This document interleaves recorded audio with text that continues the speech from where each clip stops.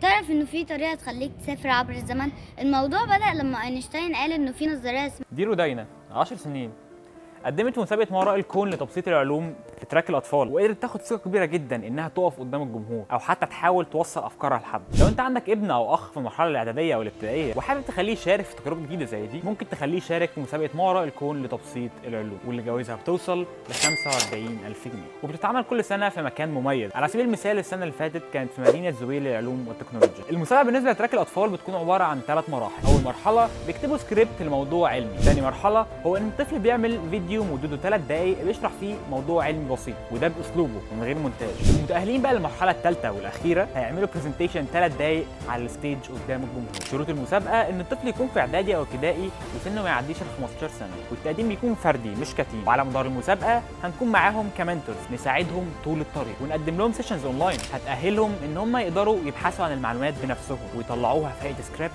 بشكل ممتع، ونساعدهم كمان ان هم يقووا طريقه تقديمهم للمعلومات سواء قدام الكاميرا او قدام الجمهور، وده طبعا هيزود ثقته بنفسه جدا في المستقبل. كل الكلام اللي هيعمله ده هيبقى توتالي فور فري. مبروك كده ابنك اتعلم ازاي يكون ساينس كوميونيكيتور. وفي النهايه ما تنساش تتابعنا عشان يوصلك كل جديد.